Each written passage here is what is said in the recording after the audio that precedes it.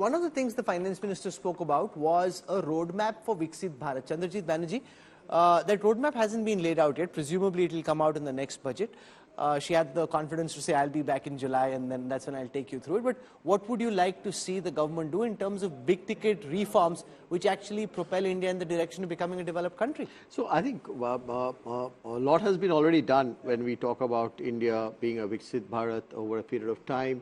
And we look at what is interesting, the way I see it is how we are in, what's the quality of development, and I see the inclusion of people, and I see inclusion of rural India. I see a huge thing done on women, which is extremely important, which is 50% of our workforce, 50% of our population, which was important to be done. So when we took a look at a Viksit Bharat, there are many components that need to be looked at. Look at the story of how digital India has helped a cross-section of people who were absolutely at the bottom of the pyramid.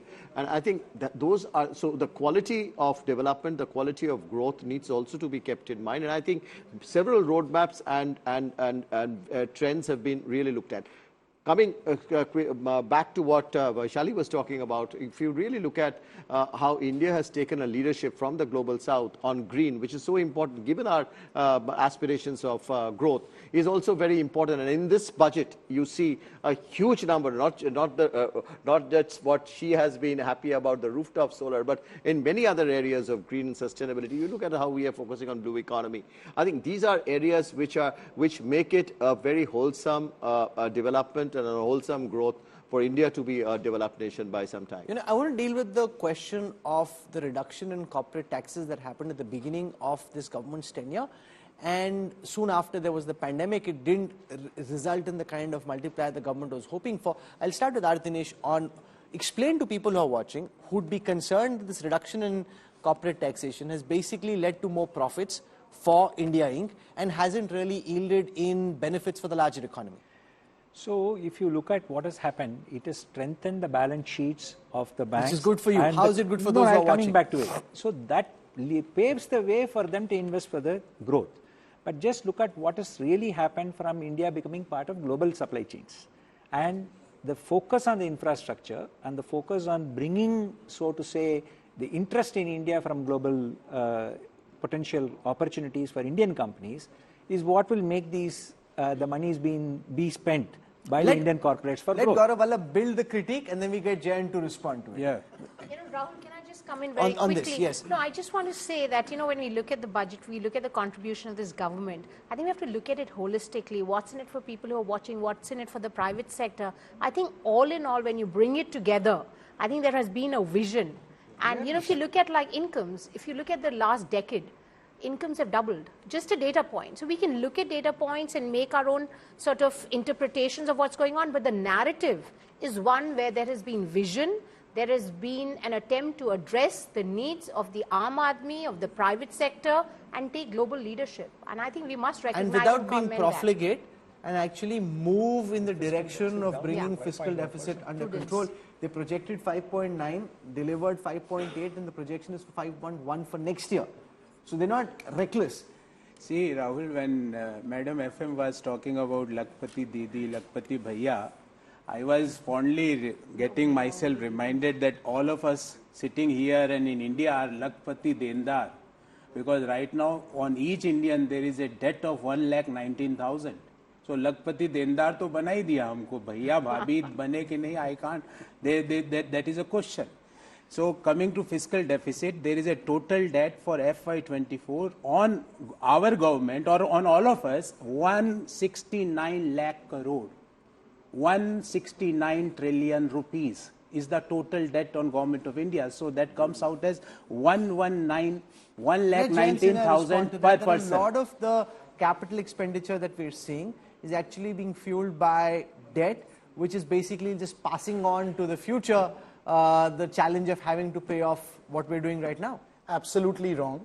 The fact of the matter is that we obviously had to take on a certain amount of debt, which, by the way, by global standards is perfectly reasonable. And we took on a certain amount of debt to get us through a once-in-a-century pandemic, which was, of course, the COVID pandemic. And subsequently, what we've been doing is we've been investing that in capital expenditure that's building the Atal Setu bridge, that's building hundreds of thousands of kilometers of national highways, that's building ports, that's building railways, that is strengthening our ability to sustain growth at the 8 or 9 or 10% that we want. If we were not making that capital expenditure, if we were not making those investments, we wouldn't be able to sustain growth. Because then none of the engines of the economy would be firing. Then we would be, well, actually private sector capex is going up very smartly. That's the latest data. In FY 23-24, if you look at what's happening to private sector capex, it's rebounded very strongly. And one thing that we have a lot of very knowledgeable and astute business people here, which you have not brought up, but I wish you brought up, is that in this budget, borrowings from the markets are actually going down. And that is going to enable the private sector to borrow at lower rates. Plus, we are providing great incentives in research and innovation. These are the engines that will then fuel our long-term growth. And that's what we have been able to achieve, which, because of short-term competitive populism, which Congress is famous for, you know, the whole Nyaya Yatra is all about short-term populism. All of their manifestos were short-term populism. And that's what wrecks the economy. We just saw that over 10 years when they had their government. So we have to look at how we've prudently managed the budget, not done off-budget balance sheet chickenry, and at the same time being able to impart long-term growth. Sanjeev Puri, one of the big opportunities for India in an international context at this moment is to benefit from the China plus one pivot in global supply chains. Share with everyone watching your sense of the extent to which you believe India is being able to benefit from that historical pivot, or do you think we're just one of the many beneficiaries and not really the prime beneficiary? So if you look at the opportunity, I think it's significant for India because India is the only country that can provide the scale, has the talent depth to be able to service global supply chains at scale. And you know, China itself is a large country. And we have seen this starting to happen. We have certainly seen this starting to happen. You know, electronics is a good example. As we go along, I think much more will happen because all the policies are conducive. There are PLI scheme, you know, corporate income taxes have been rationalized. I think if the world was performing at a better pace than what it is doing today, the globally, you know, consumption is very, very depressed. I think we could have seen a faster progression on that. But I think it's a matter of time. It's bound to happen. And there's no other country can then provide this kind of scale and depth. Kunal, where do you in come services, out with the question I just want to add one more thing. See, that is the manufacturing side of it. In services, we are already starting to do it. The amount of global capability centers that are happening in India is a very large chunk. And I think this will only accelerate over a period of time. Well, can I just add one point to that? If you look at the competitiveness of India, I think that is what will make people come in and make us. Do you think competitiveness is improving at the speed at which it should? Significantly improved, and that I would say is right now anecdotal because the investments take at least 12 to 18 months to happen. So where do you think we become more competitive than in the past? Both from a logistics and supply chain cost, as well as the way the digitization has been implemented in terms of the trade, has made a big change. I mean, I would say India's biggest differentiation today is its digital public infrastructure being used for the benefit of industry and the common man.